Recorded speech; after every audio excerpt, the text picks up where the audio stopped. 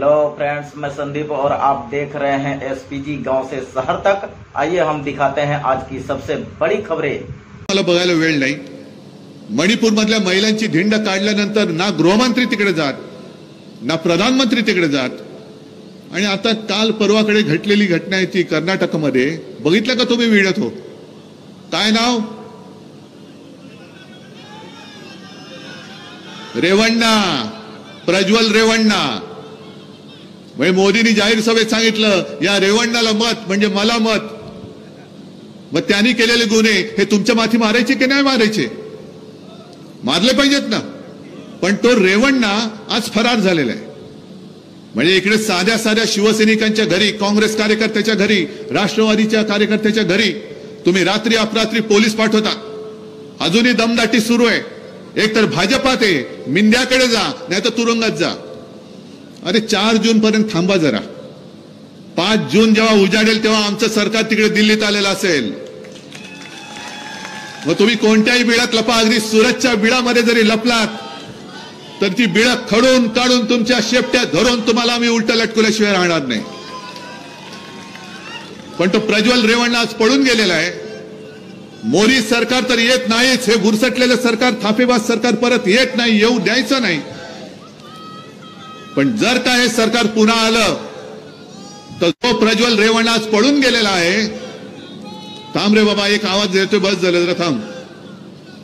जो प्रज्वल रेवण्णा पळून गेलेला आहे त्याला हे सन्मानाने बोलवतील, सत्कार करतील आणि केंद्रामध्ये मंत्री करतील महिला आणि बाल कल्याण। काय करणार? कोण तुमचा मंत्री महिला बाल कल्याण? प्रज्वल रेवण्णा, जो अत्याचारी आहे, बलात्कार केलेत, फिल्म्स काढलेत आणि आता फरार आहे। आपलं सरकार आल्यानंतर हा प्रज्वल रेवण्णा कुठे जरी असला तरी खेचत आणून मोदीजी तुमच्या गळ्यामध्ये त्याची जबाबदारी आम्ही बांधल्याशिवाय राहणार नाही। कारण तुम्ही त्याला मत म्हणजे तुम्हाला मताचं सांगितलेलं आहात। अजून त्याच्याबद्दल काय बोलत नाही आहात, शेतकऱ्याबद्दल काय बोलत नाहीत, रोजगाराचा पत्ता नाहीये। पण एक वचन मी तुम्हाला देतोय, आपलं इंडिया आघाडीचं सरकार येणार म्हणजे येणारच। आणि नाना, तुम्ही काँग्रेसच्या म्हणजे आपल्या सगळ्यात मोठ्या पार्टनरचे इथले प्रदेशाध्यक्ष आहात। तुमच्या समोर मी जनतेला वचन देतोय, आपलं इंडिया आघाडीचं सरकार दिल्लीत आल्यानंतर आपण आपल्या महाराष्ट्राचं यांनी लुटलेलं वैभव हे पुन्हा महाराष्ट्रात आणल्याशिवाय राहायचं नाही। अरे छत्रपती शिवाजी महाराजांनी इंग्रजांची सुरत लुटली होती आणि 2 सुरतवाले माझ्या छत्रपतींचं महाराष्ट्र लुटतात। त्यांना काय वाटतं की महाराष्ट्रामध्ये कोणी आता मर्द राहिलेले नाहीत? सगळे काय मोदी भक्त झालेत, अंध भक्त झालेत?